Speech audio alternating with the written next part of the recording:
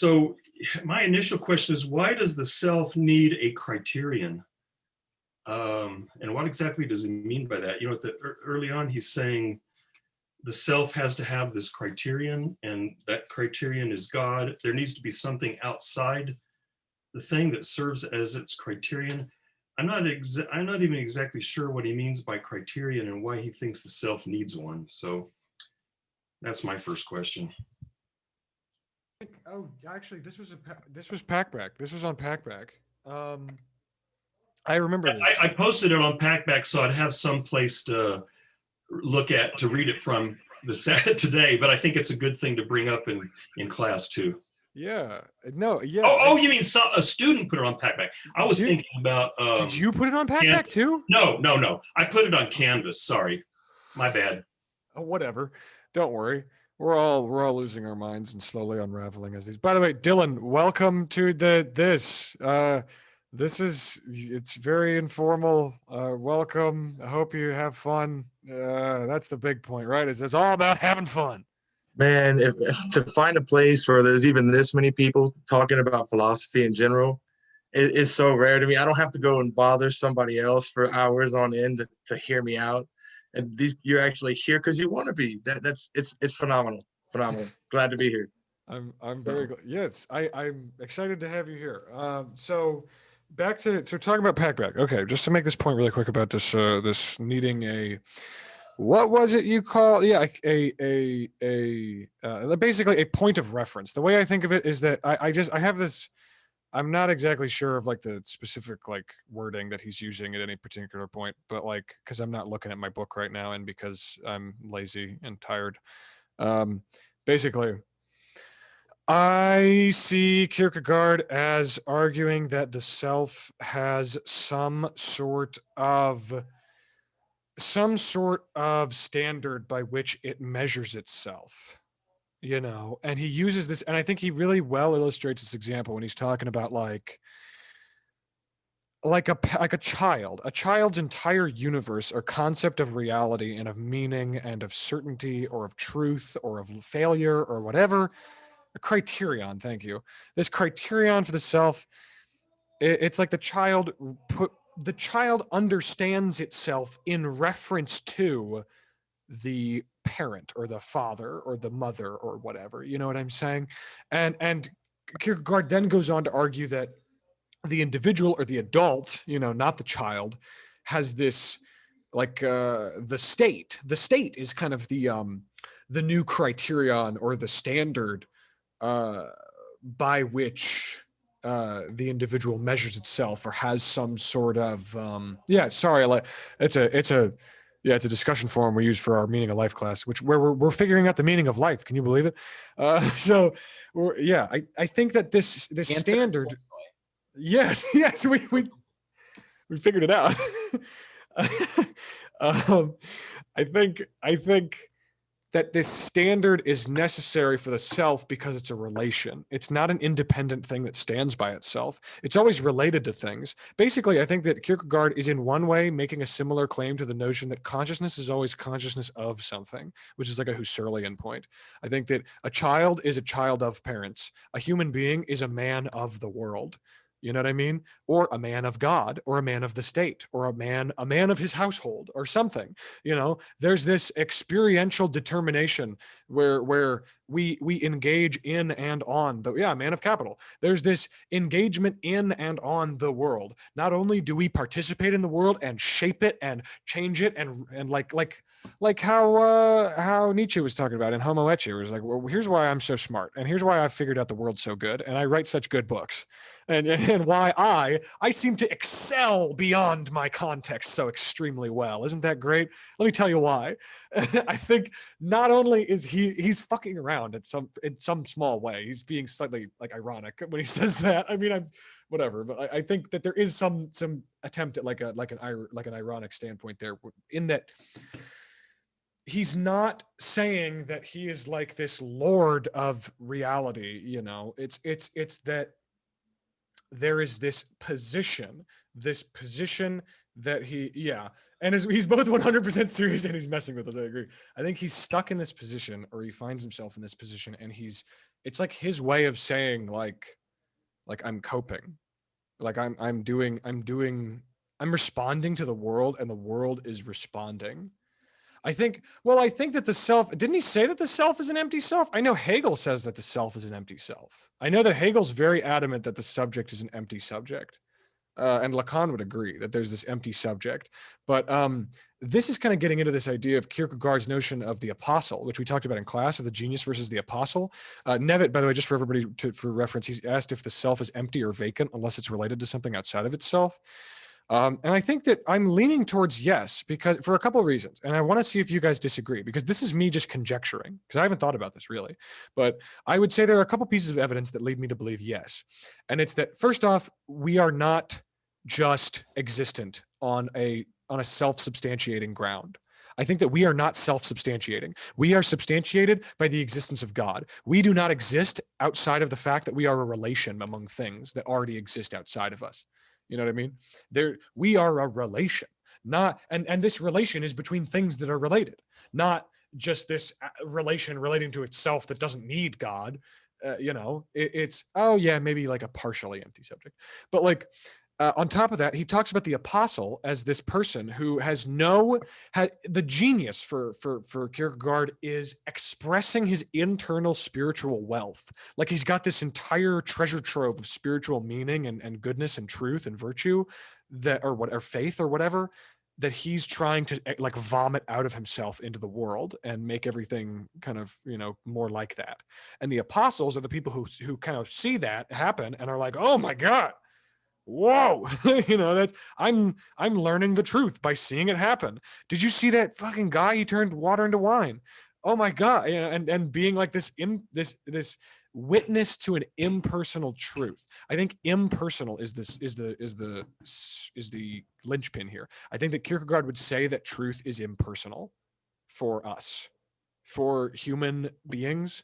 I think he would say that truth is impersonal, or at least as far as truth is related to God. It's the true self. I think that like the relation to God is an impersonal one. I don't know. You guys are adamantly in disagreement. Why is that? Because I think that God doesn't care what you think about him, is what I'm saying. And I think that your truth is in God no matter what you have to say about it. You know what I'm saying? At the end of this passage, though, he's strident that every individual's relation with God is that individual's relation with God, and that's what that whole thing about if the king called you into his court, you'd be blown away because the king would never have anything to do with the peasant. But I take it that he's going against Hegel in some sense there. I don't really know Hegel well enough to say why, but he's adamant that and then like Eric put in the chat, I'll have to see if I can find that page, but when I stop yammering on, but he does define truth as subjectivity in some places. And then, there's this whole thing about, no, your relation with God is your relation with God. And that God has this, this anchoring is not like, I don't know what that does in terms of this, you have to anchor your dynamic self in the infinite God, by resting in God. I don't know, because that God is the universal God, but it's somehow intensely individual and personal at the same time. Yeah, I think what he's saying is, truth in some sense is subjectivity, but that subjectivity is incomplete in itself. That doesn't even make sense to think of it, because what it is a relation relating to itself and all that stuff. But, it's a relation. And so I think he gives a good description of exactly what he means by the relation to God in this, I don't know, was it chapter, whatever the reading, by talking about that criterion, where he's saying basically, okay, how you think of the model of yourself and how you actually relate to yourself by judging yourself, essentially, in terms of, okay, so this is kind of my interpretation of it as someone who frankly doesn't believe in like a Christian God or pretty much any God, but anyways, I see it as something like the way that you think of yourself, you have to do it against something, you have to compare it to something. And that's what he's talking about with the criterion. And he's saying that the God in that case would be something so perfect that, so how you see yourself is in the mirror of that perfection and basically the lack thereof. So I think what he's saying is that, yeah, subjectivity is truth, but subjectivity always has to relate to essentially some kind of absolute by which it can compare itself to. But then I think some of the things he's also critiquing would be that a lot of people don't have some kind of absolute to mirror their own sort of subjectivity back from. They just have other relativities. So, you know, a relativity just bouncing off other relativities, I think he would be critical of that and see that as, you know, that's the kind of like romantic sort of point of view, or the aesthetic point of view, maybe. But then I think Kierkegaard's wrong on that. But anyways, that's my answer. I think I'm very tempted. I don't know if this is right, but I'm very tempted to either slash both read in Husserl here or Kant, right? And in particular, I'm thinking of like a the way that Husserl conceives of the transcendental ego as something which is right, the same for every subjectivity, right? Even though right, once you bring Heidegger in, you start talking about socialization and context and stuff like that. It does seem to me that there is this emphasis on this idea of a universal, and obviously for Husserl and for Kant, that's a much more rational and rationalistic conception of what's going on than with Kierkegaard. But I'm tempted to imagine like almost God as this thing that, you know, ultimately your subjectivity is a product of, but you know, is itself this universal foundation, in the same way that Husserl will talk about. I mean, everybody's individual subjectivity is the product of this transcendental ego that transcends any particular conception, if that makes sense. I was, you know, I'm thinking of some other stuff that Kierkegaard wrote, which is maybe unfair, but my recollection is one reason he says truth is subjectivity. It is, you know, I found this essay that I used in my 19th century class where he talks about other conceptions of truth that Kierkegaard actually accepts. So it's not like that's the only conception of truth, but that truth is subjectivity in the sense that the most important truths for human existence are ethical religious truths, and those truths are subjective. And so it's like he doesn't deny that there are, you know, for example, empirical truths that are dependent upon induction to discover, and he doesn't deny that there are mathematical and logical truths that are not subjective, but that the most important truths are subjective, because you have to, you know, and maybe this is where Sartre got this thing from, but, you know, you have to decide, you know, even if you say, oh, well, I believe this because God said it, but nevertheless, you have to decide to believe that, and you have to decide to act on it, and you have to decide whether you're going to stake your life on it or not. And those are the most important truths. So I think it's mostly about those kinds of truths that he's talking about. Well, yeah, no doubt. I've read what do you call it? I was just recently rereading through Varieties of Religious Experience by William James, and he opens up right with this story about a pastor who, or a priest or some holy man, right, who basically goes about doing these, I mean, just off the wall crazy things, right? And he says that we should not judge the holy man or the religious person by their explanation, but by what the effect of their actions is, what the effect of their actions are. So the man, like, I mean, he literally took off, left his friends, took his shoes off, gave them to some shepherds, walked into a town and started screaming, woe to the bloody city of Lichdom, woe to the bloody city of Lichdom, and did all this stuff all in the name of God's voice speaking to him. And then come to find out later that there were like 1,000 Christians martyred in that city, some 2,000 years under a Roman emperor or something like that. So it's just really weird, like how one gets to these truths. It's subjective of what one, of how, like the explanation that gets one somewhere may be subjective and may differ, but the truth is the end goal. And maybe we ought to judge actions upon that. I very much, I like your line of reasoning. I'm all right. Yes, you put some irons in my fire. Yes, I think I can see your point and your perspective. And I think basically, what you kind of made me realize, I think that person who was saying, woe to the kingdom of Lichdom, and somebody like Abraham in Fear and Trembling, who had to drag Isaac up the mountain, I think he's an apostle. I don't think that Abraham or this person was a genius vomiting up their spiritual wealth. I think they were apostles to this truth. They were there was this divine revelation by God, and that's the important part. It was revealed by God, which is a big part of this section, but anyway, that's all I wanted to say.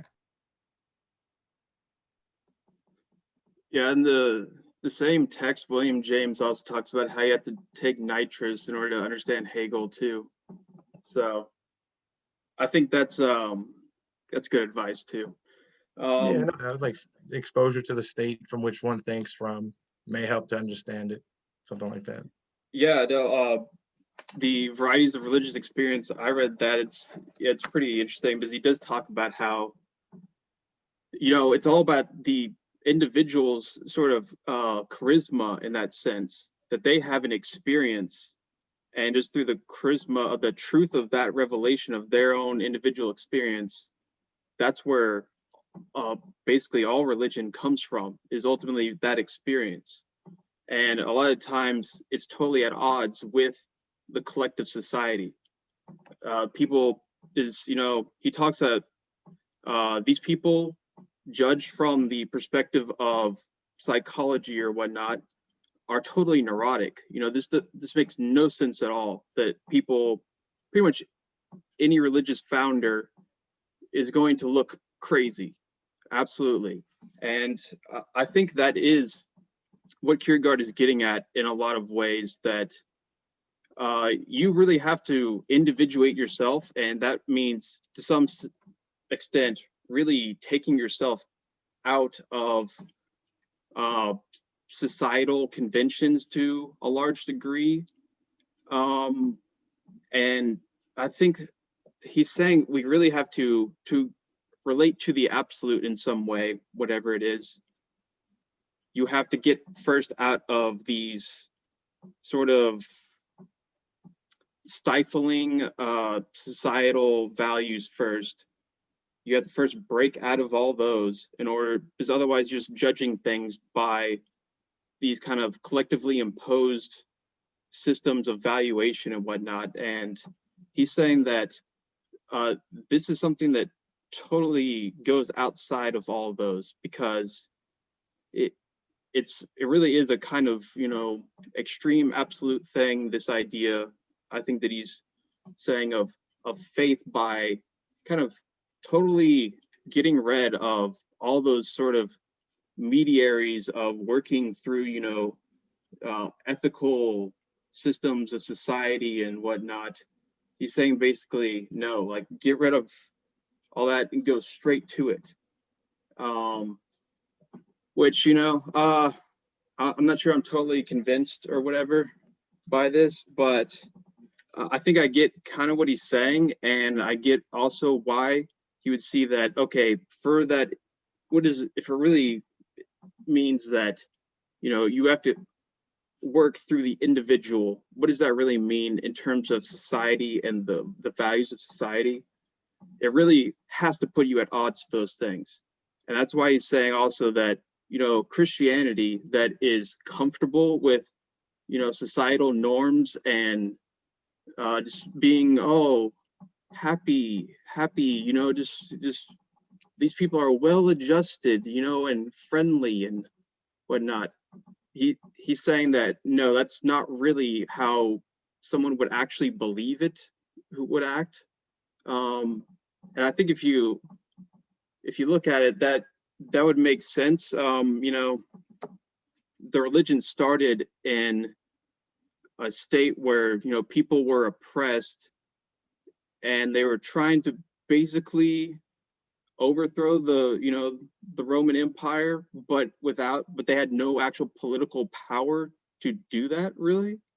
So it was kind of this, I'm trying not to just totally go into a Nietzschean interpretation, but basically try to overthrow that kind of physical power, I guess you could say, physical political power, by trying to actually use a kind of ethical inversion to try to flip power onto a totally different system of valuation. So I think it really has to be understood in that perspective, that it was never supposed to be something that, oh wait, now we're in power. What do we do now? All those things where Christianity suddenly became this institution has always seemed totally at odds to what the religion taught, or at least like what, I mean, there's all this history, of course, with, you know, who translated the Bible. I mean, who even wrote it down, all this stuff. But even with all that, it seems like what Jesus talks about is, and what people actually follow in Christianity is so different that, yeah, that you can't help but see just extreme hypocrisy in almost all of its institutional forms. And, you know, I think you could say that speaks about something maybe essential about institutional religion. And then, you know, does that get to all of religion? All of, you know, spirituality? You know, I don't know. Does that still leave, you know, nitrous open to us? I don't know.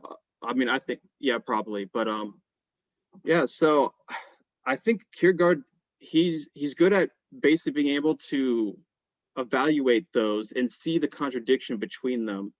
And, you know, I think that's even more so today, where, you know, people don't believe in it with the same kind of, you know, fervor. But when you see people that do, it's so strange that you realize how absurd the religion is. And, you know, I think if you, there'd be some good examples for Kierkegaard today, because I mean, I'm pretty sure a lot of people, you know, you'd see, okay, basically, if you really believed in Christianity, like really believed, like absolutely, you know, Jesus was a historical person. He came down, you know, he died for our sins, the atonement, and you're going to hell for eternity if you do not believe this. And every person, you know, every person on earth that doesn't believe this is going to hell for eternity, to be eternally tortured for eternity. If you really believe that, that is so insane that you would be screaming on the streets constantly. You would be absolutely insane. And I think that's really kind of what Kierkegaard is getting at, except I don't think he even realizes how extreme and absurd it would be if you really believe that. But that contrast, I think, is what he's really good at kind of evoking. And that, and, you know, one end of that spectrum would be something like the prosperity gospel kind of stuff, where people are very well adjusted to the values of their society, which, you know, today is financial value, money, all that stuff. And just by the fact that they really put those values first, and then the religious value is something secondary, a means to an end to get that value of that societal value of money, that everything is, you know, the axiom of value for. Yeah, I think that's why Kierkegaard would be a very powerful critique of institutional religion today, especially Christian institutional religion. So yeah, that's where I see the interesting, that's what I would say is the the most useful part of at least the section we read today. Although there's a lot of stuff in there that, but I'll say I strongly disagree with, but I think that's probably not a big surprise to anyone. But we can probably get into that stuff more when we talk about Nietzsche, probably. So yeah, I'll leave it there.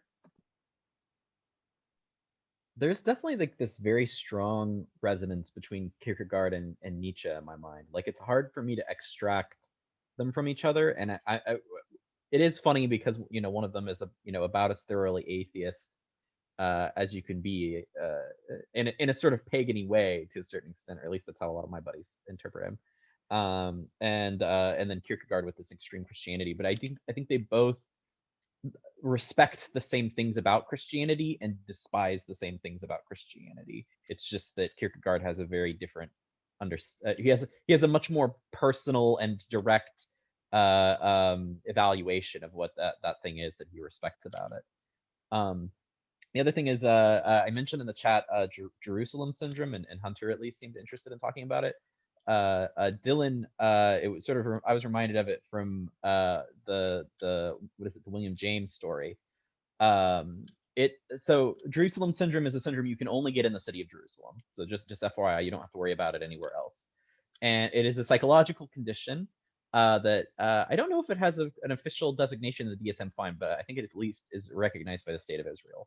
So so basically, what's the psychological profile of a person who gets Jerusalem syndrome? So you're like, you're a conservative Christian, you're probably from the South, you're going on like what is effectively, a religious pilgrimage, right? Your like church or some group has saved up money in order to send you there. And this is your first time going there, so you've never been to the Holy Land before, and obviously like you've spent your whole life hearing stories about it, and you have all of these these social expectations about what it's going to be, and you think you're going to go to the city and it's going to be this like kind of godly experience and it's going to transform you. So you go on the journey, you're right, you're in Jerusalem, and it just looks like a normal modern city, right? It's got like businesses and the shops and McDonald's and all sorts of the standard sort of stuff. So the other major component of this, which might or might not be a factor, is I mean, you've just taken like a hugely long plane flight, so you're incredibly jet lagged, right? Like your brain is just scrambled, essentially.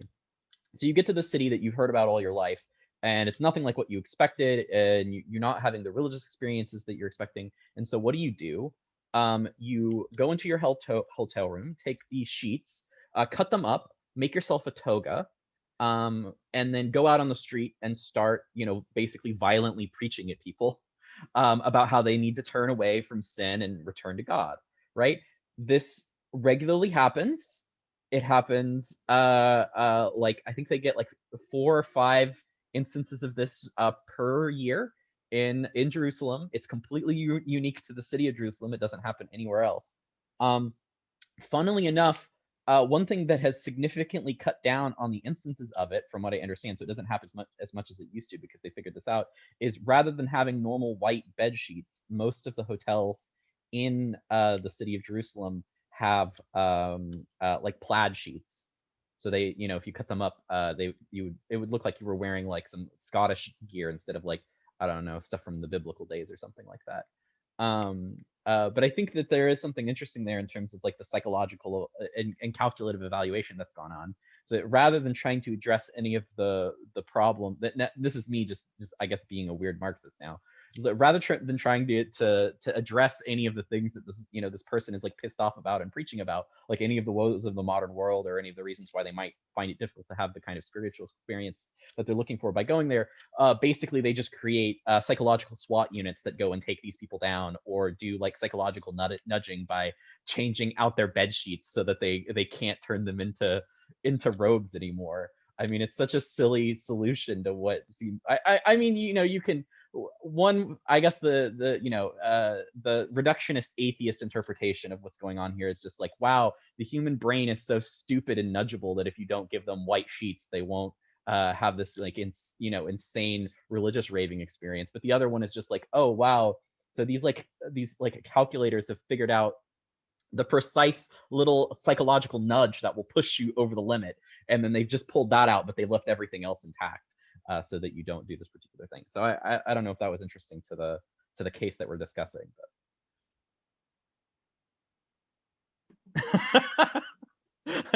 I didn't catch the rest of what went on there, but green anarcho-syndicalism with primitive tendencies. I have a buddy who you could describe that way. Maybe you could describe me that way. I'm not certain. You know, so I've got to eventually mention this. Okay, so first of all, he talks about Socrates in this, you know, good old Socrates. And it's very interesting how he talks about Socrates as someone who, you know, goes in and questions these values of the society and whatnot.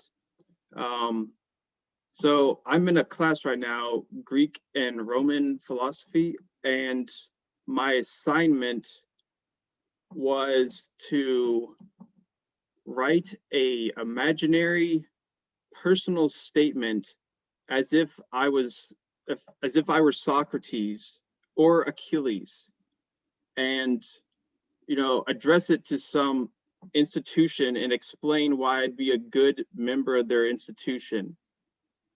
And I find this like hilarious and horrifying at the same time, in a way that's just, there's so many layers of irony in it. I'm gonna post it to the chat, like my prompt. I'm just trying to find people who can see the ridiculous irony in this absurd assignment of Socrates writing a personal statement to explain why it'd be good for law school or whatever. Here, okay, that's pretty long, but yeah, that's, somebody please, I need some feeling on this, some empathy, really. Yeah.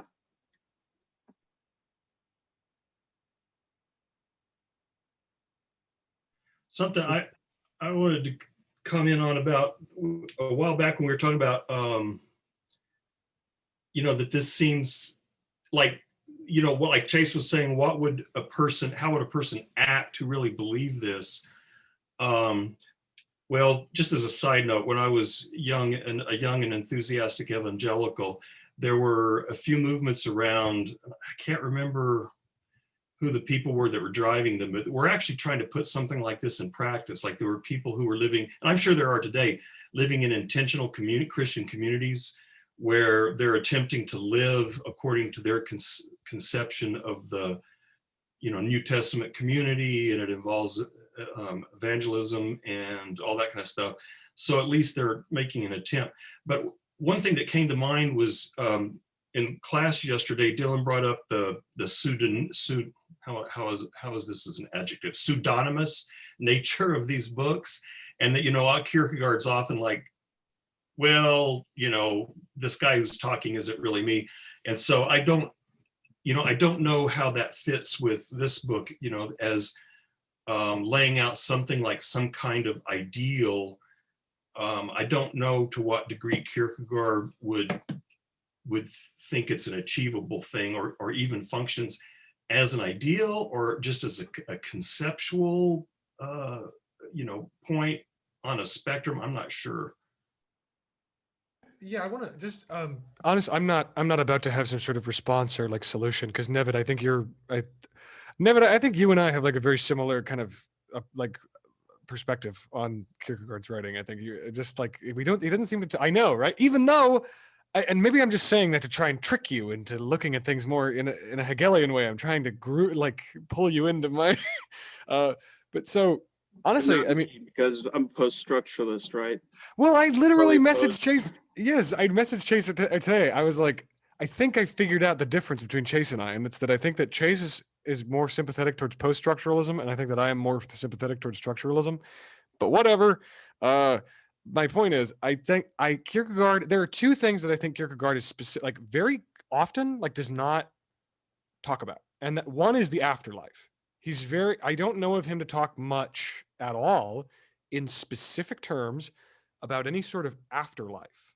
or life after death. That's one thing. The second thing is like actions, like personal actions to do things in like a Christian way or in a godly way, or like I don't know of him to be recommending us to like live a certain way. You know what I mean? Like to live as God would want us. It just seems like it's this weird, totally internal process that happens. This totally personal, totally secret, like or not.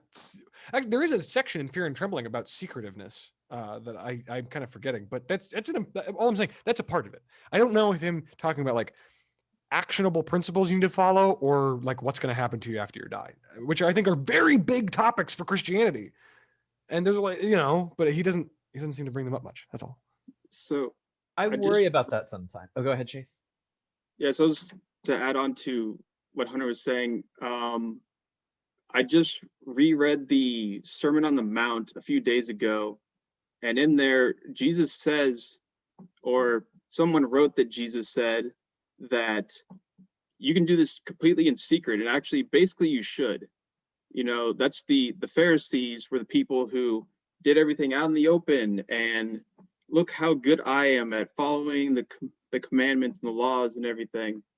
And he was saying that no, this should be completely secret and a kind of inner relation to God and all these things. Outwardly, you should turn the other cheek and, go the second mile and, all these things. But then this thing is completely a kind of subjective relationship. So I think that's where Kierkegaard is getting a lot of that stuff from. I mean, hopefully he's getting it from the actual Bible, He's getting it directly from God in true Protestant fashion, right? He's like that lady who got kicked out of the Rhode Island because she was like, I don't need the Bible. I have a direct connection with God. And everyone else was like, well, that makes you a heretic. Why? Did I cut you off, Chase, by the way? Or one thing. So this is me mostly going off of a lot of other stuff that I've learned about, like I don't know, deep readings of like the Bible and stuff like that by scholars and stuff like that.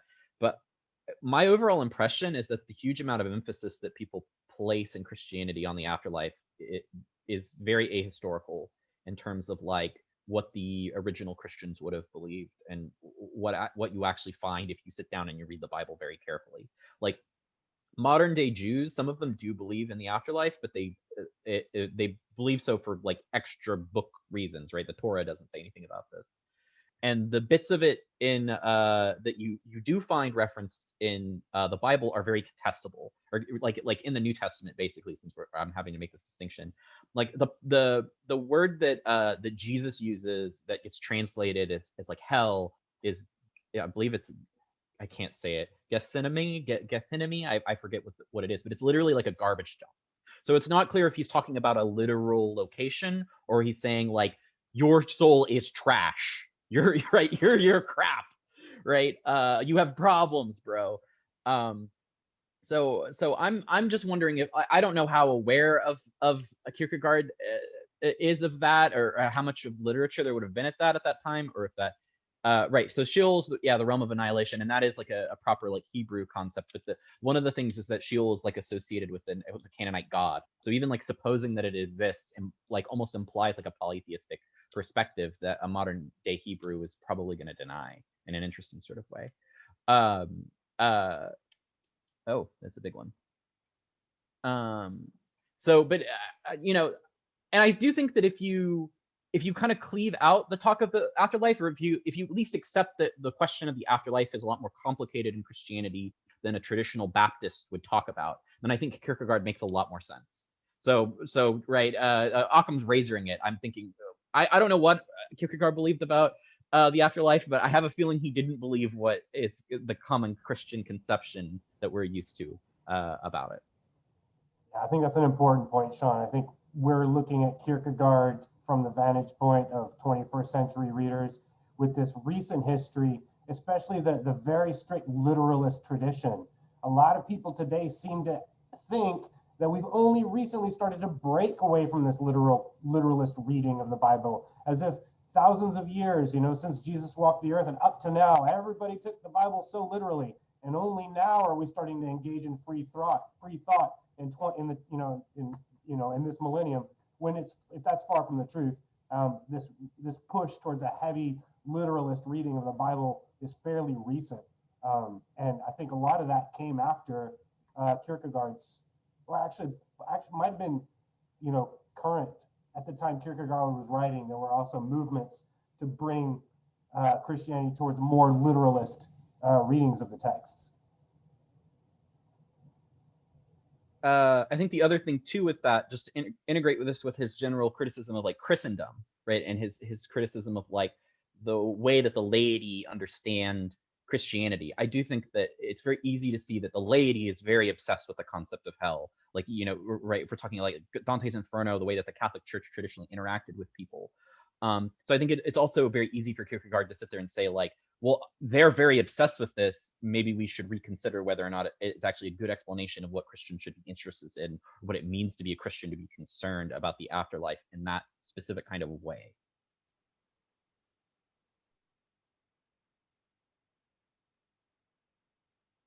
I actually agreed with Kierkegaard's assessment of, I mean, this is a non sequitur, but of Greek, the Greek notion of good and bad, I'm borrowing from Nietzsche there, as opposed to the good and evil thing. Because, now this is, from what I understand, this is just secondary sources. Socrates thought that if a person really knew the good, then the person would do the good, so that when people do something not good, it's because they're ignorant of the good. And then my understanding is Plato's like, that's not true. People do know the good and don't do it. But my reading of the way, and I think Aristotle says the same thing, the reason that we do unvirtuous things or base things is not because we will to do them, but because our appetites and spirited feelings overwhelm our reason. And so it's not a matter of choosing to do what we know to be wrong. It's a matter of parts of our soul overwhelming other parts of our soul. And when I was at St. John's, this is many years ago, I was reading Thomas Aquinas in a class, I guess, and I made some comment to one of the tutors there about Aristotle and his thinking on the will. And this tutor looked at me and he said, "Where does Aristotle ever use the word will?" And he doesn't. And I don't think Plato did either. You have these discussions of responsibility, and like Aristotle has this long discussion about, when can you blame someone for something and when can you not blame someone for something? And, if they didn't know it was wrong and they did it, then can you blame them? But they never talk specific, they don't have a word, as far as I know, that's literally like the will, the faculty of choice. And, I've struggled ever since I started reading Nietzsche, what's this difference between good, bad, and good and evil? And the way I thought about it was, well, at least like Christians, for example, want evil people to suffer, so they want the evil to suffer. So there's that famous passage in the genealogy where Nietzsche quotes from Tertullian, who says, the Christians are going to be really happy to look down in hell and see all the suffering sinners, So there's this, this virulent resentment that wants the evil to suffer. Whereas, as Nietzsche says, the bad, if you were an aristocratic noble, the bad people were just contemptible. They weren't evil. They didn't deserve to suffer. They were just kind of like, meh, hoi polloi, they're just kind of contemptible. And so that's kind of the way I thought about those differences. But this section on Kierkegaard is interesting because he's saying, no, from what I understand, he's saying, no, the essence of evil is knowing that something is wrong and choosing to do it because it's wrong.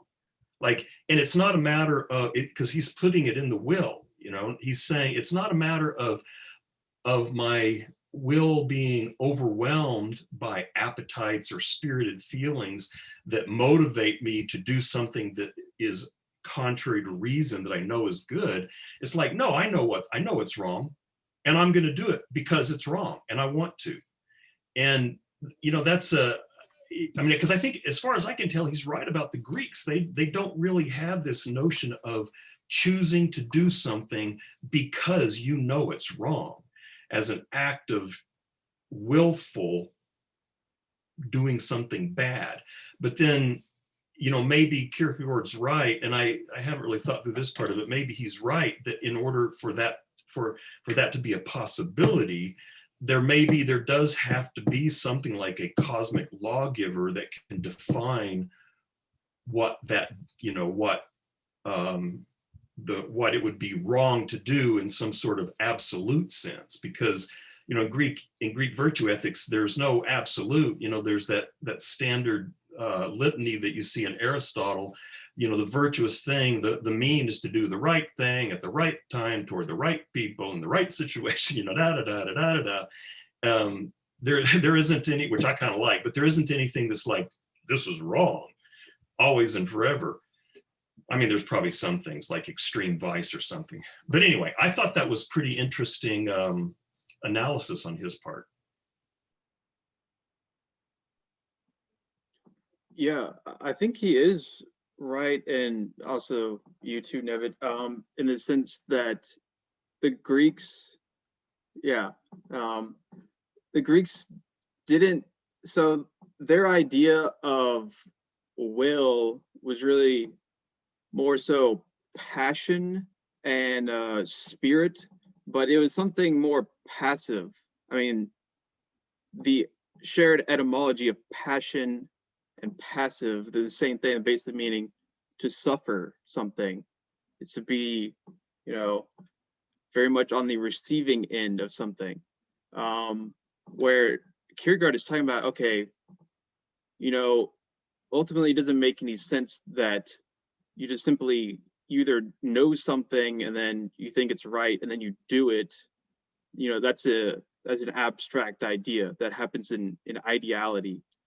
And I think that's a very good point. But then, how do you actually choose to go ahead and either not do that or to do it?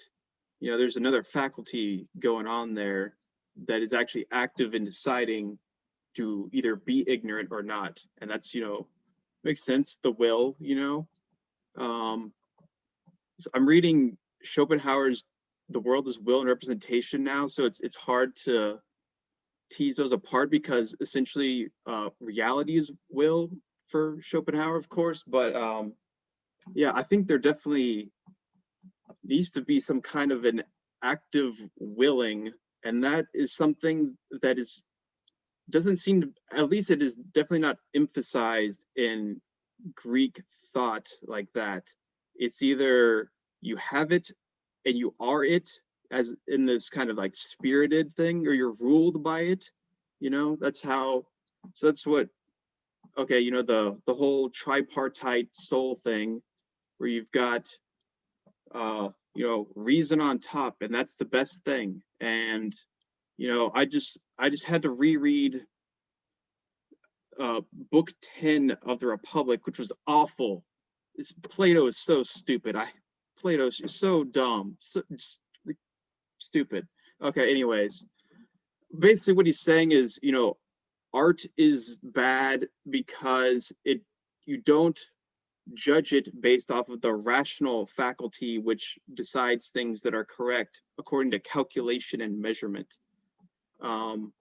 So there's no idea that, oh wait, I have the will to believe that thing after my reason calculates it. There's nothing like that. It's simply reason recognizes it and believes it at the same time, and that's basically it. And then there's these other things that just simply trick through senses and whatnot, and passions and all these things.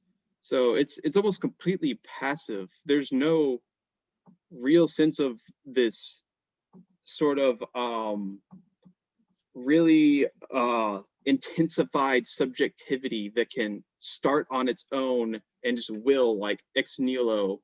And that's what I think you really need, that in the Christian concept, in order to justify basically saying you're responsible, you're guilty, it's on you. And that's ultimately, yes, that is the Christian innovation. I'll give them that. Basically, in order to have such an to justify such an extreme thing, that's basically what you need. Is you need some kind of idea of absolute freedom, and then that's a very difficult concept to try to come up with. But yeah, they are very different, the ancient Greek concept and that Christian concept. And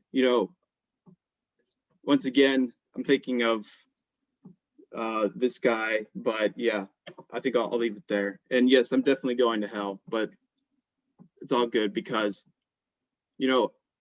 hell didn't really exist for the Greeks. There really wasn't necessarily like a hell.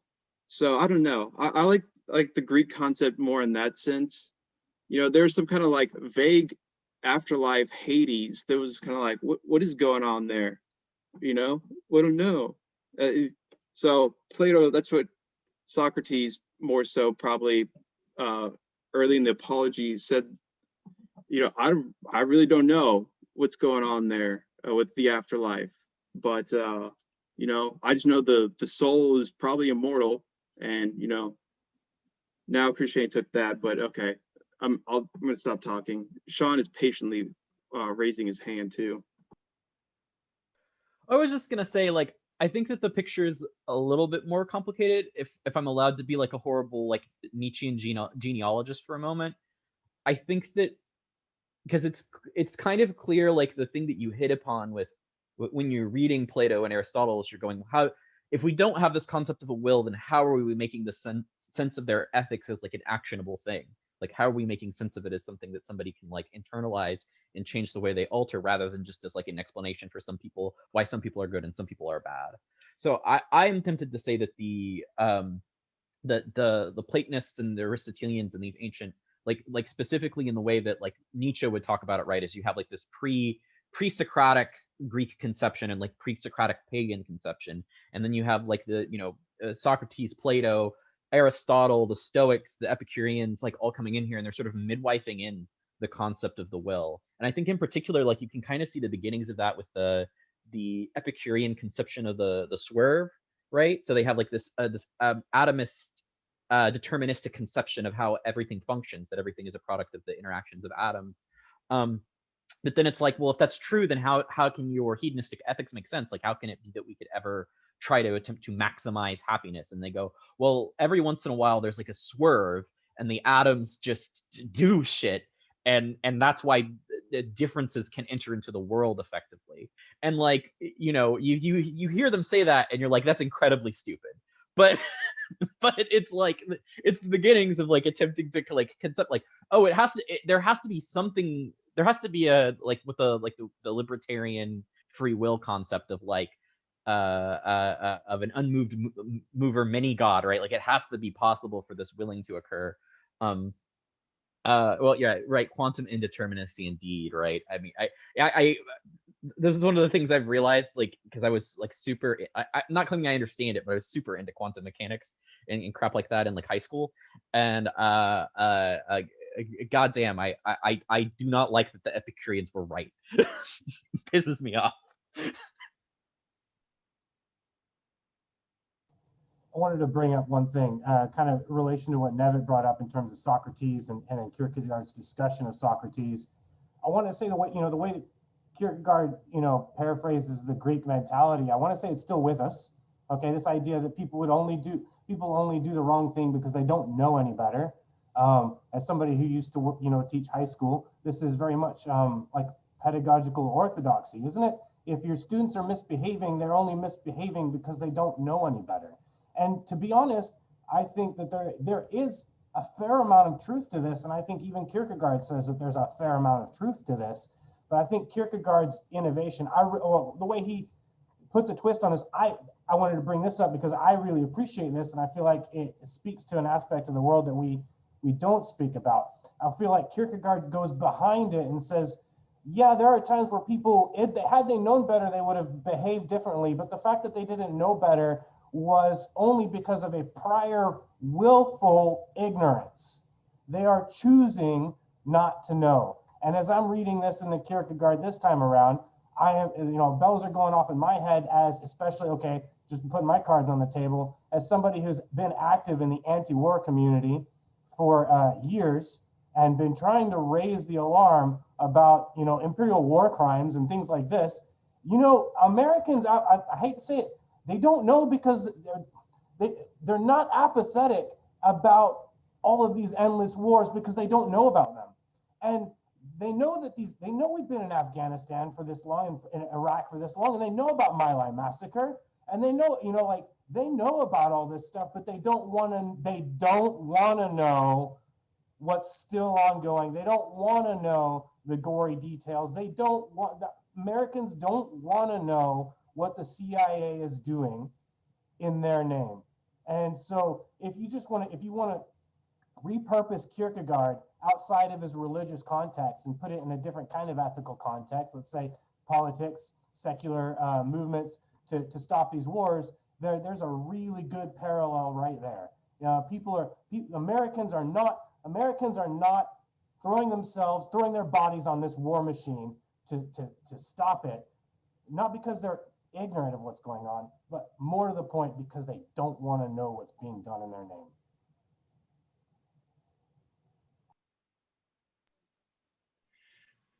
When we were reading Schelling, this little bell went off for me, and I'm probably going to get this wrong, but the problem of original sin. What does Kierkegaard call it?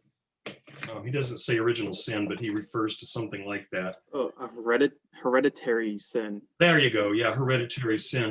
That's always bugged me. It just doesn't make any sense. But I got, and I may get this right, but I got this sense when we were reading Schelling that, we were talking about how does the human psyche arise, or how does the human, I don't know what, self arise. And it sounded like he was suggesting that there was some sort of primary act of will that would bring this consciousness into existence, and that act of will then is not something that appears within my conscious mind as having, it's not like right now, if I feel like, frankly, I tend toward determinism, but if I was to believe in freedom, I freely pick up this, this bottle, and I'm consciously aware of having made that choice. And I got this sense in Schelling that there was some sort of prior act of will that generated what I have become as this conscious entity that sort of, I don't know, maybe in Kierkegaard's terms would sort of spark this process of, this self-referential process of consciousness, and that act of will was in some sense free or arbitrary or something like that. And so I don't know if Kierkegaard, I'm a little disappointed he didn't talk more about that here, and this notion of hereditary sin. I think maybe he does in the concept of anxiety. I don't remember. Yeah, but, I think the concept of anxiety, a lot of it is about exactly that. And I should probably just go read that book. But I just reminded me of Schelling, perhaps incorrectly. I'm trying to find where there's something in here that reminded me so much of Schelling that I'm pretty sure he actually got it from going and listening to his lectures. I can't find it, but it was about the difference between essentially ideality and actuality. I don't know where it is, but I think he's combining those two in the sense that, okay, what is the transition, from ideality or belief or knowledge, whatnot, to actuality? It is that willing component. And I think he's getting some of that too from Schelling, especially, okay, so it's page 97 towards the end. the duplicity on the part of speculation. So that I think is coming. So this part is actually just in its own right pretty awesome, because he's basically saying, you know, how much does just pure logic apply to actuality? You know, given logic's first relation to grammar, mathematics, you know, where does all this fit in? Where's the transition exactly?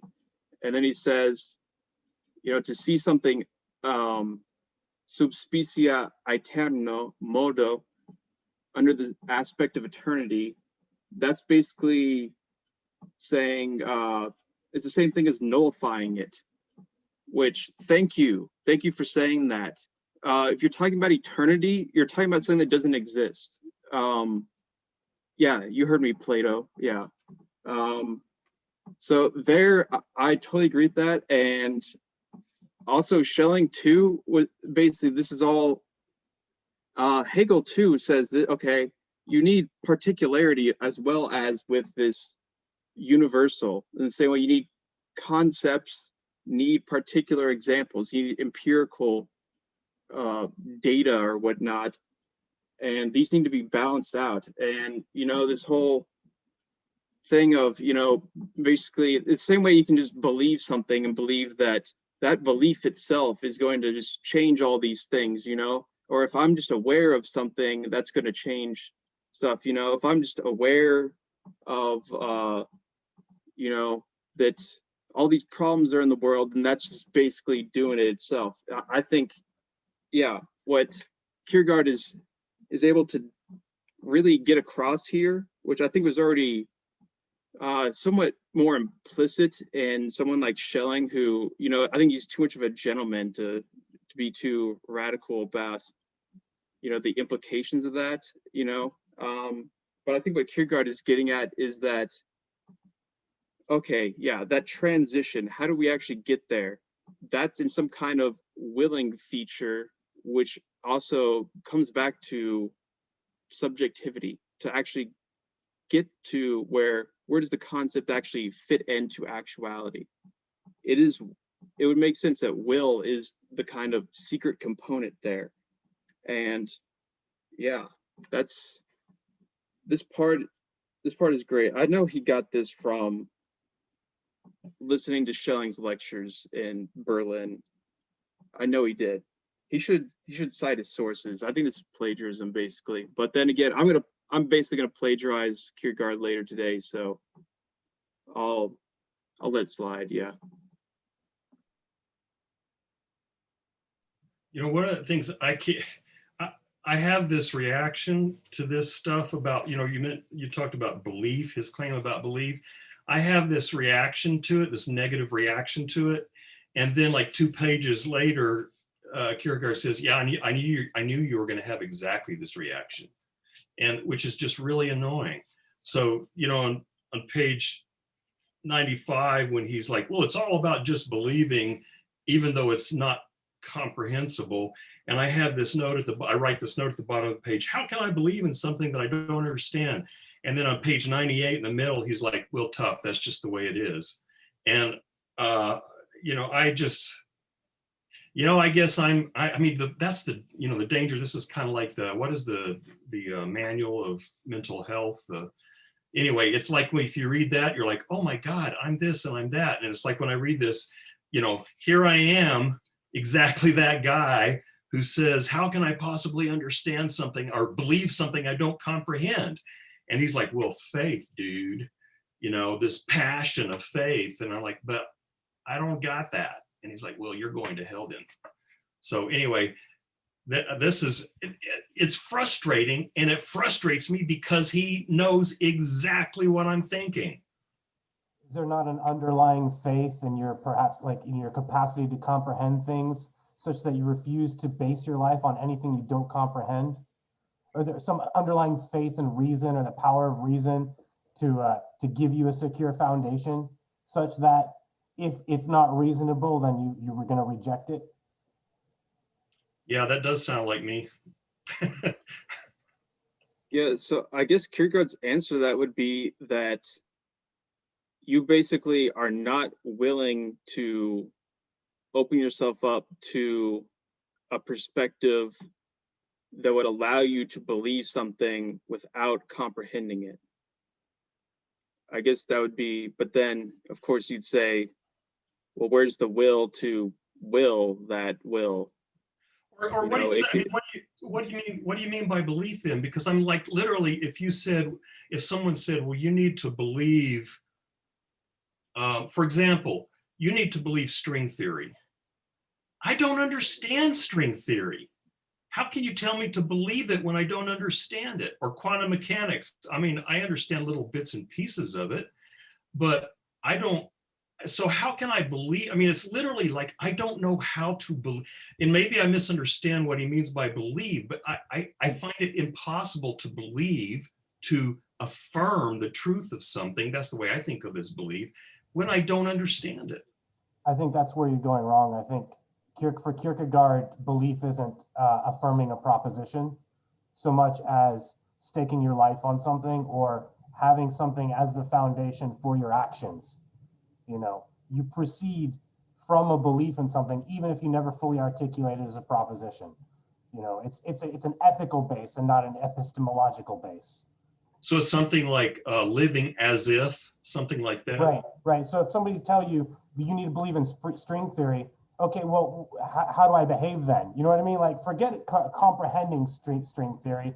How do I live my life based on string theory? I think it's more like the Kierkegaardian approach to belief. You know, how will this tell, you know, how do I live my life now? If I believe this, how do I live my life? yeah, I think that's why he talks about the paradox that sin is a position, which that was very hard for me to understand when I first read that. I'm not sure if I still understand it, but I think that's what he was kind of saying, in the sense that this is not a proposition, like an intellectual proposition. You know, in another way it is, but it's not just simply something, you know, the Hutchison thing of, you know, you got, you know, premise A, this is a conditional, you know, and then this conditional, you can negate the consequent, and then you get modus tollens, or did I get that wrong? Oh, well, oh, fuck it, whatever. You know, did I get it right? Okay, good. And then from there, that's basically Christianity, and that's how we understand sin. You know, it's simple. And yeah, I totally, I see where Kierkegaard is going with that, and that, you know, okay, but then again, okay, here's how you can actually believe in string theory without understanding it. Just, okay, just the power of some institution or something, some rumor. You know, there's very smart people in science. They know what's going on. This is what's going on. There's strings, there's higher dimensional strings that vibrate, and that's what brings about space and time. There you go. Believe in it. They know what's going on. They're scientists. What scientists say is true. That's how you believe it. So I think, but then again, if you think about it, how do most people believe in Christianity? Is, you know, a lot of people have the same, you know, comprehension, even more comprehension a lot of times, than people that are Christian, but believe it, but don't understand it as well. Especially, you know, when you talk about all the intricacies of theology and whatnot, and biblical interpretation and the historical aspects, you know, you can go endlessly into all that. But ultimately, it was, I mean, people couldn't even read the Bible until, you know, I guess like Luther or whatnot. But still, people basically heard just kind of what it was saying, and then believed from that. And if you didn't believe, well, what are you gonna do? Can you even, you know, it's basically then you got the carrot and the stick, I guess, at that point. But yeah, I think it's kind of, once again, I'm trying not to really just totally just put this in a Nietzschean perspective, but basically it's like it's a power game, is how you actually get that force to believe it. That's how you make the transition to basically, there's something just animal about us that eventually just clicks like, I better fucking believe this. Otherwise, I'm going to probably get burned at the stake, you know, and it's some kind of like a really deep-seated unconscious thing of willing. And, you know, I think that's even kind of what Schelling was getting at too, that there's something almost, you know, if he interprets it as something that's essentially outside of time that kind of conditions time, but then that's kind of a whole nother issue. But I think that's why Schelling understood that, yeah, freedom doesn't work if you're just, you know, empirical me, you know, in this kind of causal nexus of events that are each have their cause and their effect according to determinate, you know, space-time laws and whatnot. That's never going to work. It has to be something outside of that that kind of enters it. And that's where I think something like the will could work with that, or even the unconscious. You know, you have to start thinking on those levels in order to have it make any sense, because otherwise, where does the will come that gives you the will to make the will? It's just an infinite regress of willing to will, you know, and then at that, eventually it has to, it makes sense that it would come from something unconscious or whatnot. I'll give that as my answer, you know. If this is like a game show or whatever, that'll be my final answer. There's a interesting you guys just kind of reminded me and sort of talking about this idea, and I was thinking about it while reading Kierkegaard. But in East of Eden, there's a character named Sam Hamilton who has a wife who's extremely religious, and there's a point where him and a couple of friends are reading over the book or the story of Cain and Abel, and Sam basically mentions the fact that, you know, every time I read these, I try to comprehend them. I try to understand them, but my wife keeps telling me that that's not what they're meant for. They're not meant to be understood. They're not meant to be comprehended. But I think that over the course of the book, I think he finds a sort of comprehension of it in these sort of experiences that he has with characters who kind of surprise him, that almost seem to kind of embody the story of Cain and Abel, but then kind of break out of it in this beautiful way that isn't, I guess, superficially sort of beautiful. It's kind of horrible, but it's interesting. It's unique. And so yeah, I don't know if I have anything more to say. I guess I feel like, you know, he sort of in some way finds some comprehension of it, but only as a sort of retroactive, you know, seeing it in other people, seeing it in these kind of unique representations of it that kind of break out of what the story means. You know, it sort of expands the story and the meaning of it. And so it's not really understood, but it's kind of, it's ever changing, I guess. You know, it becomes something that's flexible, something that's dynamic, something that can at least be related to actual experience, and that's kind of the value of it. But then also kind of his wife also kind of serves as a sort of stability for him. He's Irish, actually, which is kind of interesting in terms of my thoughts about Ulysses and stuff. But, you know, he has these sort of ideas of sort of like this instability sort of in his self that he like has sort of grounded with his wife. Like his wife is this sort of ground that keeps him stable, keeps him from sort of like falling out of himself and you know, accidentally hurting the people around him by being so himself. But yeah, so I don't know, but I think that, I guess I see sort of myself in both those characters, and I see a sort of balance between those two things. You know, it's like you're not going to stop wanting to comprehend it, and I don't think you should. I don't think you should pretend like you don't want to understand it, because I think we all do. But at the same time, you know, we have to recognize that as soon as we try to understand it, we're sort of limiting it on some level. We're sort of kind of categorizing it in a way that doesn't allow it to sort of expand. And I think that that's the purpose of the Bible and of these stories, is that they're sort of infinitely expandable and dynamic and flexible. I was just going to make a little historical aside that fits in, I think, as well and is relevant. Our modern conception of religion is very different from what the ancients and people, you know, in the Middle Ages had. And one of the things that characterizes our modern conception of religion is that prior to the modern era, religion was more about an attitude. And you know, we didn't have a distinct notion of like distinct religions, one religion, this religion, that religion.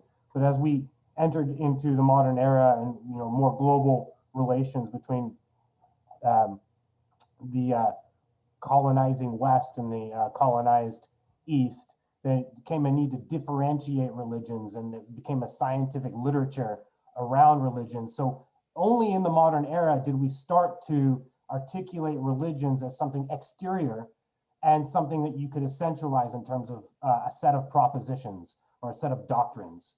And I think a lot of times we kind of, again, sitting where we are now in history, looking backwards, we kind of forget what the immediate history has done to our perception of what's come before.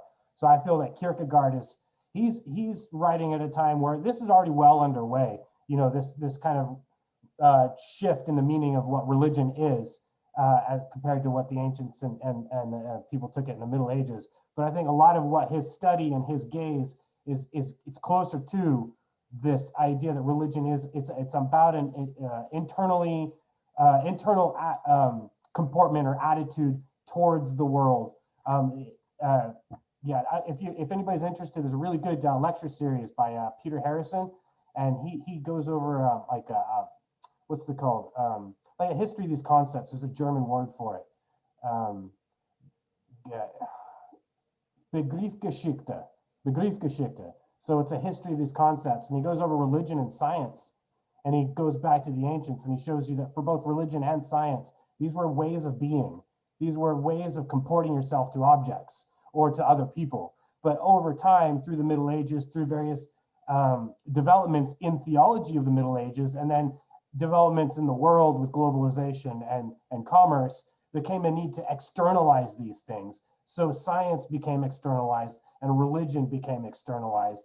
And now we're at this point in history where it's thoroughly externalized. We think of religions as a set of doctrines or a set of propositional beliefs. We think of beliefs as assenting to certain propositions. And that would have been nonsense to the ancients and probably wouldn't translate very well for people in the Middle Ages either.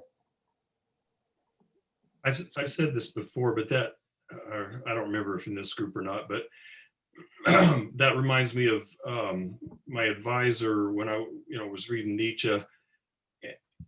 So I'm sorry if I'm repeating myself, but when Nietzsche said, or when he has Zarathustra say God is dead, he said my advisor said something similar, that if you think about the way that God functioned sociologically in the Middle Ages, if you said there is no God, it would be like saying today the earth is flat. It just would make no sense, because everyone just knew for a fact that there was a God, and it was the Christian God, and that God had ordered the cosmos in a certain way.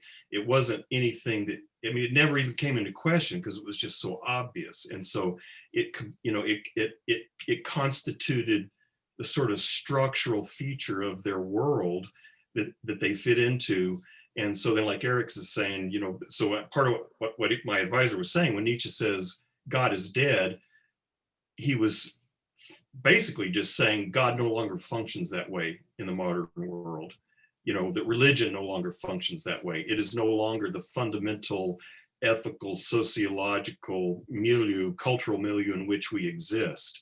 It's now become something you can contemplate at a distance. So yeah, that's much different than today. Yeah, I think that ties. So, okay, what Eric was saying, I think that feels definitely in line with kind of, you know, the development of history and whatnot. So I wonder if I can kind of square that with what I read in. So I read Hegel's. Yeah, I read Hegel. His history of philosophy about Socrates that Kierkegaard actually gets a lot from in the concept of irony. And he has a similar perspective to Hegel on this.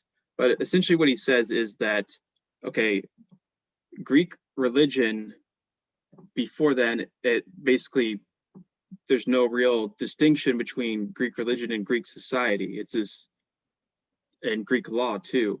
Essentially, you have a system where individuals do not make important decisions. Any kind of important decision would be left to essentially divination to figure out. You know, you would basically, they had different ways of scrying, you know, fortune telling, essentially what we call it now. But divination using birds, all that, very interesting, but not the point. Basically, they had religious ways of deciding important things where individuals were not expected to really decide those things for themselves. Ultimately, there was this real knowledge for those things were in the gods' hands to decide. That was the function of these external societal forces, or what we would consider today, I think, in secular society, societal forces. And basically with that, so you would go, if you had something important like, oh, do I go to this battle or this, or take care of my family or whatever, I don't know. That's something you would go to some kind of a priest of Apollo and essentially use some kind of method to get some kind of supernatural answer. Socrates changed things in the sense that he was saying, no, actually truth is something that you get through, you're the individual judge of that. It's the individual and their own subjective understanding that can grasp that truth.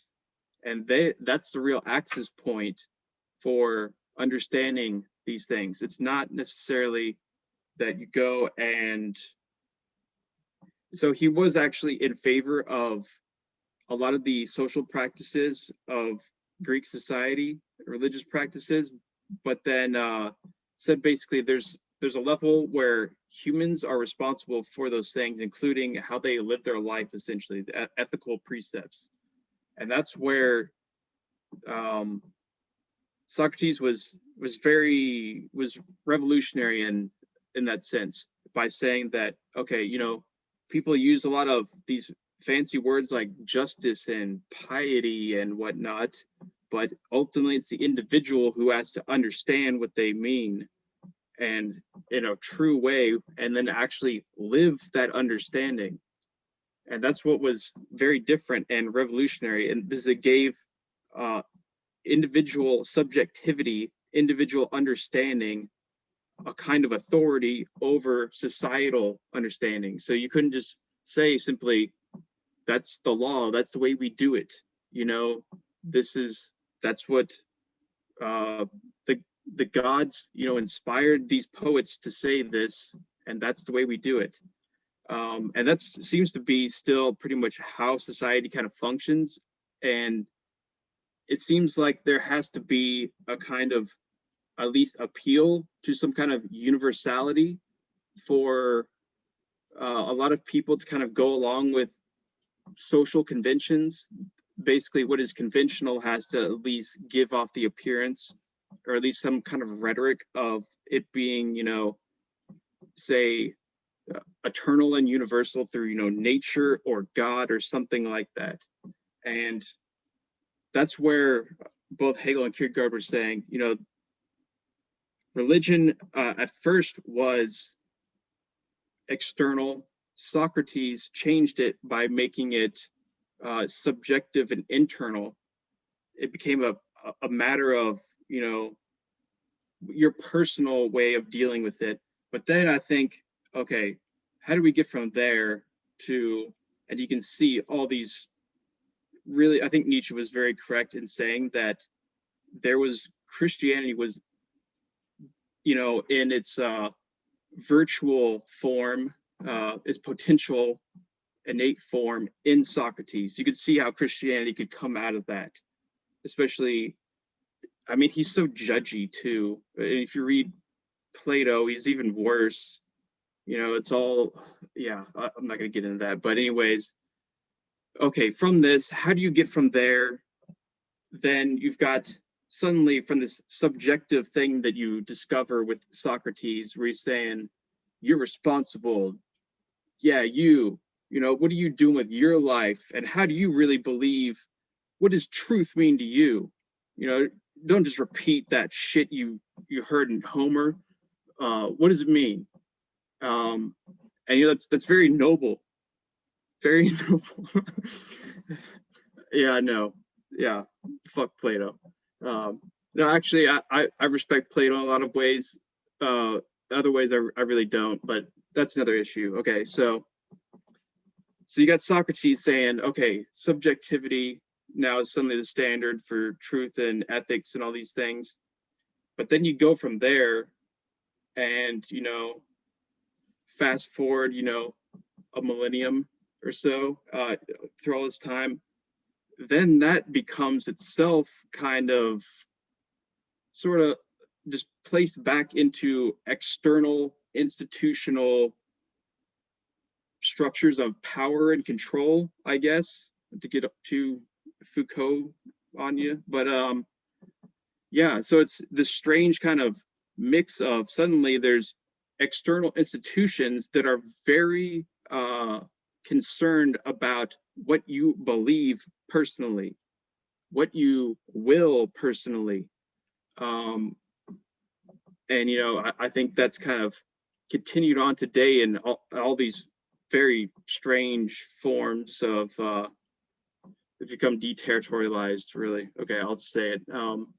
But it's this strange combination, basically, of externality that has happened to religion that's kind of come from this subjective kind of focus that Socrates gave. And I think really Jesus also is doing the same thing to a certain extent by saying, you know, externally, yeah, turn the other cheek, do all this, you know, appease all these people, but secretly, morally, that's what it's all about, you know. And then you'll get your reign in heaven. Then you'll get to see the suffering of all those people that made you suffer. It'll be great.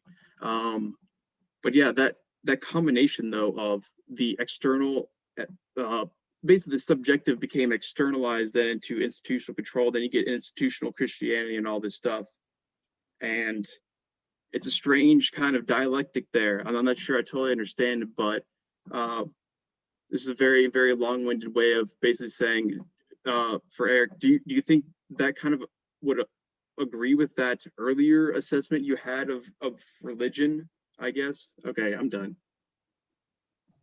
I would say it's just in the modern era, religion has become a very different thing. And I think what Kierkegaard is writing, in some ways, he's writing against what religion has become and drawing from what religion had been, if you like.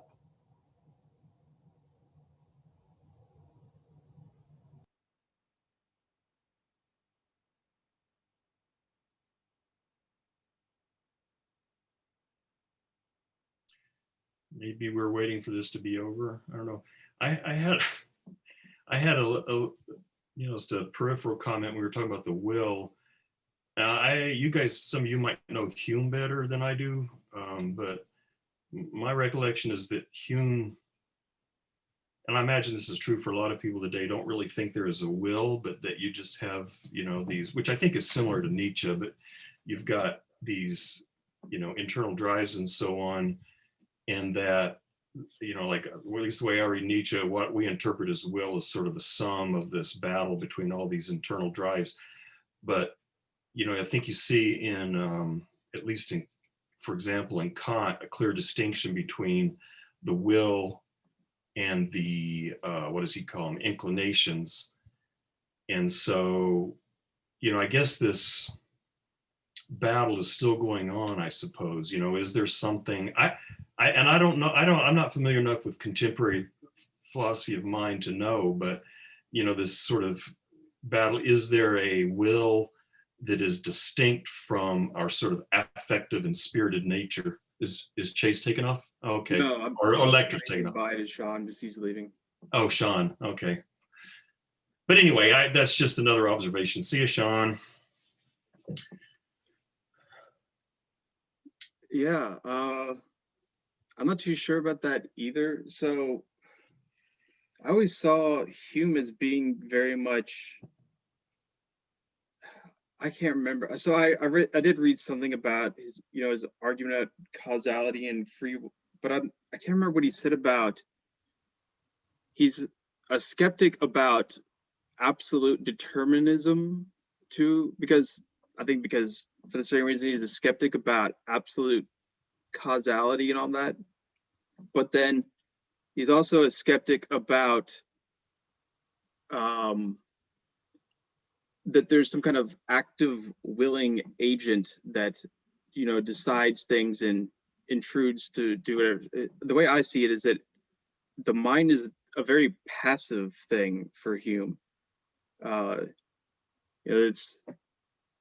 There's passive, okay, so you get empirical impressions, and then these impressions mix with associations and form patterns, and then that's basically how you get the mind. But there's not necessarily something that in its own accord as ex nihilo willing power.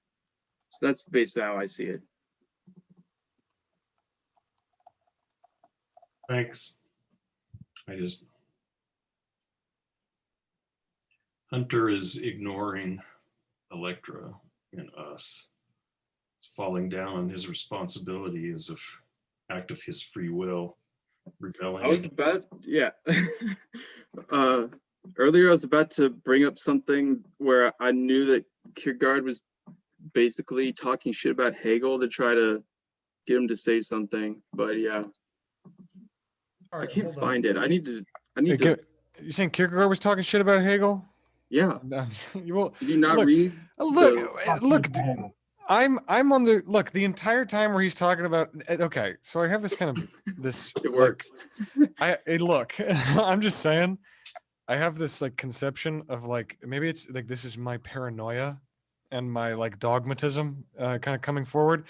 But anytime Kierkegaard or any of these smarmy little bastards like Kierkegaard and Russell and all the phenomenologists and all the existentialists and all and Heidegger and all this, they always have this every time they say anything. They say one thing that is referential to Hegel. I know, like speculative thought. Oh, well, speculative thinkers would say this. Oh, how silly. I'm like, I know what you're doing. I know, and like you know that I know what you're doing. You're trying to rile me up. You're trying to get me all twisted because you are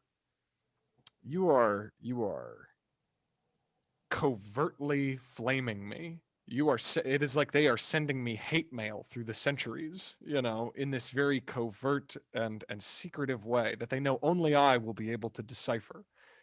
And for that there's something of a resentment. But and that maybe that motivates partly my desire to take Kierkegaard and to say, you know what, Kierkegaard, I'm going to do a little Hegelian analysis of what you're saying, and I'm going to flip it on its end and argue that you are the one that believes in absolutes, Mr. Man, instead of this. Hegel being the one who's talking all about absolute knowing or whatever. I think Hegel's much more a fan of dynamism and freedom, true freedom. Unlike you, who is so apt to call yourself a man of freedom. But then I kind of do that to everybody. I like to just generally assume most people that critique Hegel, my first assumption is like, okay, how is it that what they're saying is self-defeating, and how is Hegel doing what they're trying to do better? That's usually whenever I'm in like a mood, and that's not how I approach philosophy in general. That's just when I get kind of in a fuss, and I get kind of petty about it. I'm like, I want to take their ideas on their own ground and say, all right, Buster, let's see how you are arguing the opposite of what you think you're arguing, and how Hegel was actually arguing for what you think you're arguing for, because you're bringing up a good idea, But yeah, sorry, Electra. I tend to be somewhat flamboyant and bombastic in my delivery of my ideas. But like I said, I'm just in such despair over the earthly today. I got really drunk last night, and I did this podcast with Matthew Squires, so I was a little hungover this morning, and my eyeballs hurt, and that pissed me off. And then Matthew took this part of my microphone, and then I smoked too many cigarettes in a row today. I'm all out of whack. My soul is completely imbalanced, and I've completely cut myself off from God. I feel I feel at a loss. And so tonight, I'm just, I've let you down. I'm sorry. Hunter, does Matt still want to do a podcast? Did he mention me at all? Because he messaged me on Facebook and said if I wanted to do a podcast, and I said, okay, so I only check Facebook like every 3 months. So I eventually messaged him. It was like, yes. Yeah. And then I brought you up. I was like, Chase Saladino, you know that? He's like, oh, Salamander. Yeah, I want him on my He said, yeah, Salamander, I want him on my podcast. Okay, cool. Yeah, but no, I feel you on pretty much everything there. Yeah.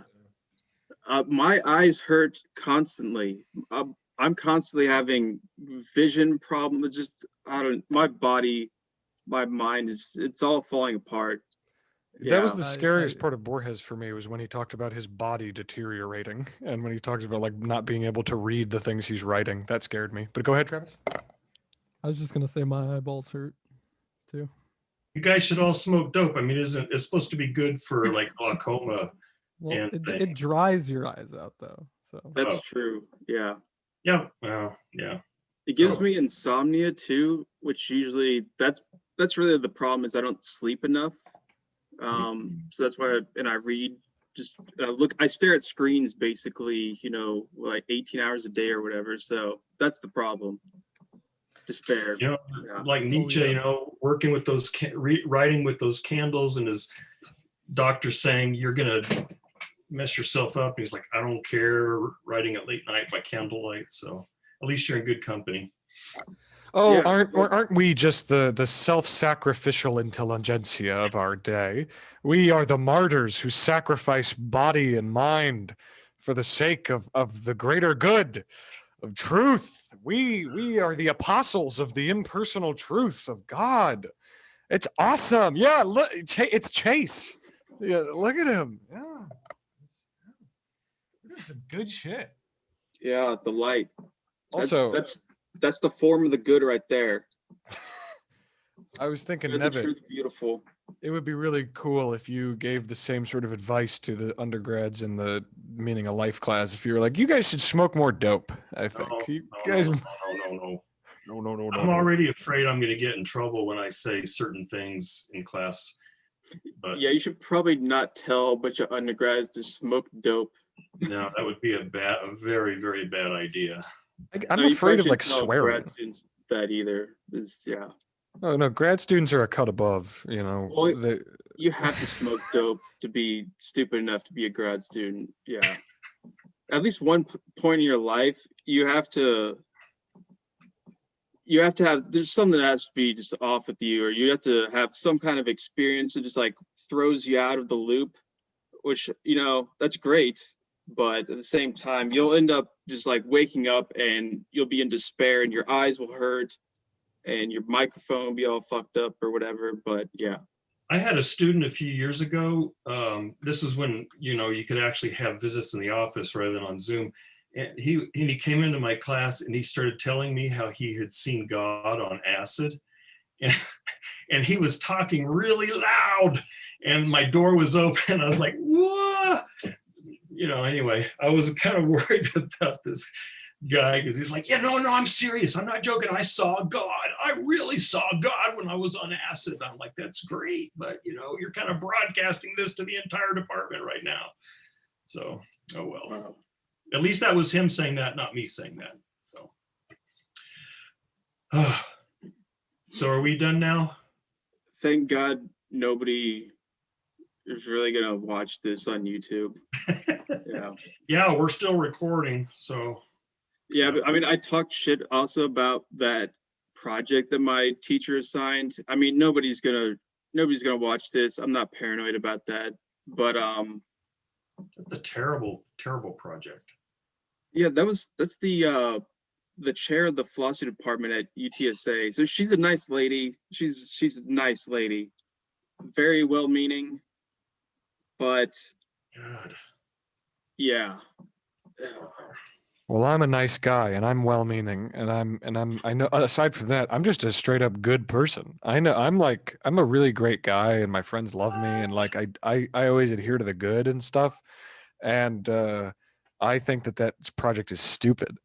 So so tell this supposedly good person, or whatever, whatever they think they are, tell them they don't know any better. They're just lost. She's in willful rejection of the good, or something. Okay, are we done? I think so. Okay. Yeah, I think so. Okay, see you guys next week. Thanks again as always. Woo! Here, I'm Thank gonna you, do a guys. round of applause. Off we go. Bye-bye.